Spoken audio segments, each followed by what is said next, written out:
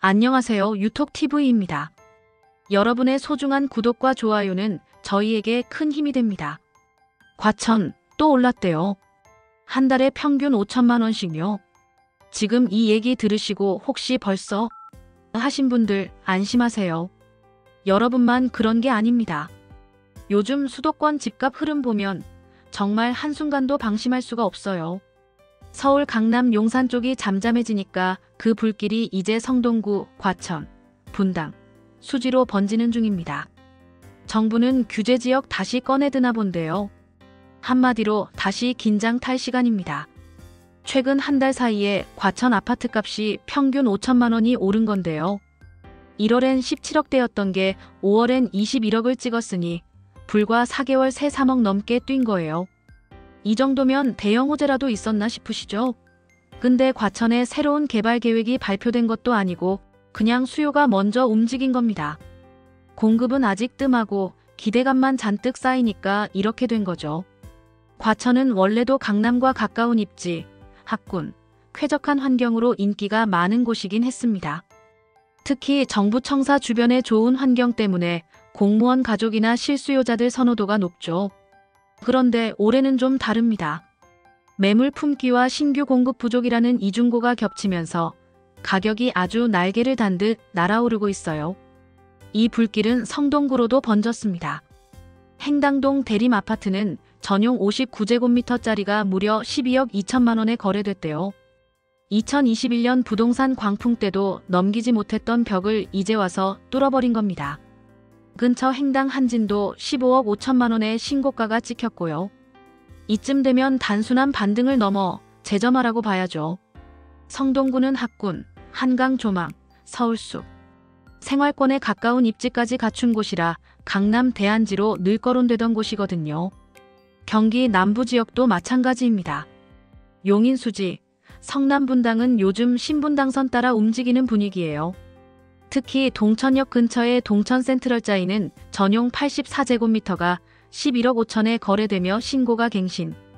분당 시범우성 아파트도 전용 84제곱미터가 16억 5천을 찍었고요.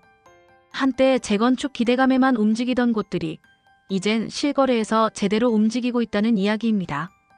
안양 평촌도 주목할 만합니다. 향촌마을 현대 4차 전용 84제곱미터가 11억 5천에 거래되며 2021년 고점의 91% 수준까지 회복했어요. 평촌은 학군도 좋고 리모델링 이슈도 있어서 앞으로도 탄탄하게 갈 수 있는 입지입니다. 정부도 이런 흐름을 가만히 보고 있진 않았습니다. 국토부는 지금 수도권 일부 지역의 집값 상승이 너무 가파르다고 판단해서 규제 지역 지정 검토에 들어갔습니다. 대표적으로 과천, 성동구는 이미 정량 요건을 충족했대요.